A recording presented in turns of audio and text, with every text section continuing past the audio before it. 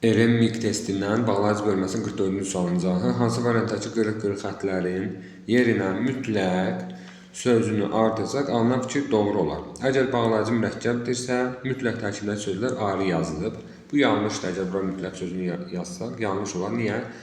Çünki elə bağlayıcılarımız var ki, bitişik yazılır. Buna misal olaraq halbuki, nəinki, hərca,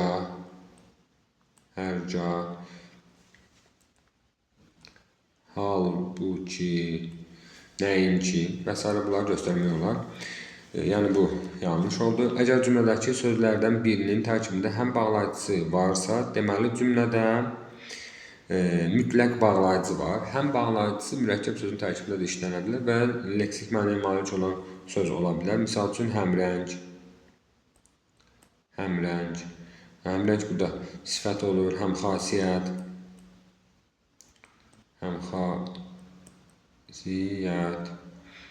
Yəni burada cümlədə mütləq bağlayıcı var deməli. Bu həm burada bağlayıcıdır, amma cümlədə bağlayıcı olduğu anlamına gəlmir. Bu mürəkkəb artıq nə sayılır?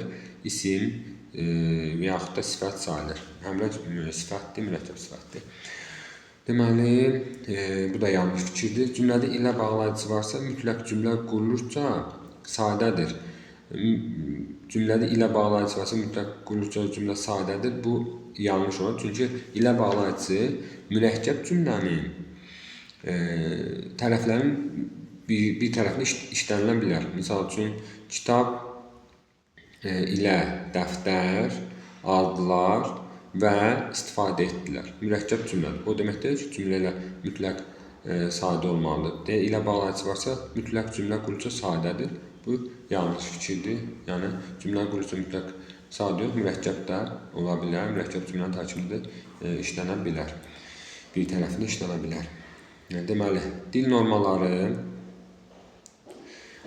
normalarına tabe sadə cümlədə inkarlıq bağlayıcısı varsa, deməli, xəbər mütləq inkar şərtisi qəbul etməyib. Burada dil normalarını qeyd etməyi vacibdir. Deyək ki, dil normalarına tabe sadə cümlədə inkarlıq bağlayıcısı varsa, yəni nədir, nədə ki, varsa deməli xəbər mütləq inkar şərtisi qəbul etməyibdir. Bəli, bu doğru fikirdir. Niyə? Çünki inkar bağlayıcısı olan cümlədə inkarlıq şərtisi olmur və xəbər inkar şərtisi qəbul etməkdir. Bəli, biz bunu mütləq kimi götürə bilərik. Doğru fikir kimi götürə bilərik.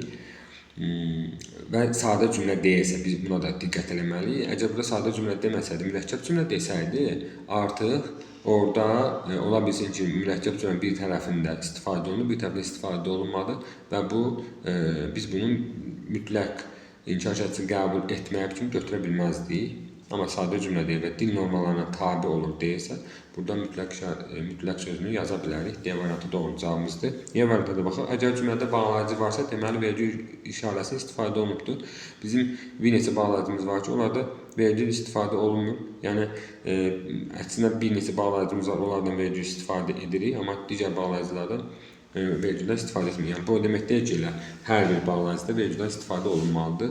Bu variant da yanlışdır. Ona görə cavabımız oldu. D variantı mütləq sözünü buraya yazsaq, fikir tamamilə doğru olar.